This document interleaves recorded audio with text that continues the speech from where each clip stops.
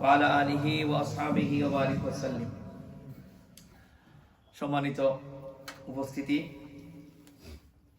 Respected brothers and sisters, কমিউনিটির মুরব্বিয়ান ব্যক্তিবর্গ, গণ্যমান্য মুরব্বিয়ান আইজাম, আসসালামু আলাইকুম ওয়া রাহমাতুল্লাহি ওয়া বারাকাতুহু। আমরা আজকে গুরুত্বপূর্ণ একটা বিষয় আমি কিছু আলোচনা করব। সূরাতুল বাকারা আয়াত নম্বর 104। আমি আপনাদেরকে আজকে সেই আয়াতের অনুবাদ এবং তাফসীর শোনাবো। আপনারা মনোযোগ সহকারে শুনবেন, বুঝার চেষ্টা করবেন ইনশাআল্লাহ। বিসমিল্লাহির রহমানির রহিম।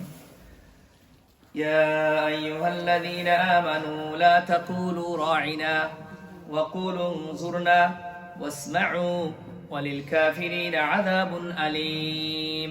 সাদাকাল্লাহু মাওলানাল আযীম। ছোট একটা আয়াত, এটা প্রথম পারা সূরাতুল বাকারা, আয়াত নম্বর হচ্ছে 104। অনুবাদটা আমরা দেখি। প্রথমেই আল্লাহ পাক রব্বুল আলামিন এখানে কি বলতেছেন? আল্লাহ বলতেছেন ইয়া আইয়ুহাল্লাযীনা আমানু। ইয়া আইয়ুহাল্লাযীনা আমানুর ব্যাখ্যা আমি অনেকবার করেছি যে যখন আল্লাহ ইয়া আইয়ুহাল্লাযীনা আমানু বলেন, তখন আল্লাহ মুমিনদেরকে, ঈমানদারদেরকে আল্লাহ খেতাব করতেছেন, বলতেছেন ইয়া আইয়ুহাল্লাযীনা আমানু, ও ইউ হু বিলিভ, ও মুসলমান, ও মুমিন, তোমাদেরকে বলতেছি। কি বলতেছেন খেয়াল করেন আপনারা।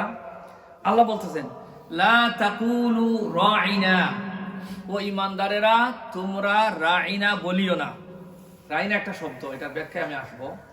আল্লাহ বলতেছেন এই রাইনা শব্দ তোমরা বলবা না, বলিও না, বরং এটার পরিবর্তে তোমরা কি বলো? ওয়াকুলু উনজুরনা, তোমরা উনজুরনা শব্দ বলো।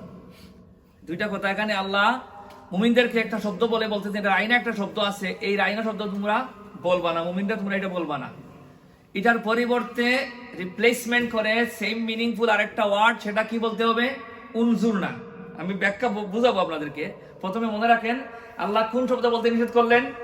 রাইনা। আল্লাহ বলছেন তোমরা রাইনা বলতে পারবা না, রাইনা বলিও না। রাইনা না বলে এটার পরিবর্তে কোনটা বলতে বললেন আল্লাহ? উনজুরনা। আপনারা কথা বলেন, কিছু বুঝতে হবে তো।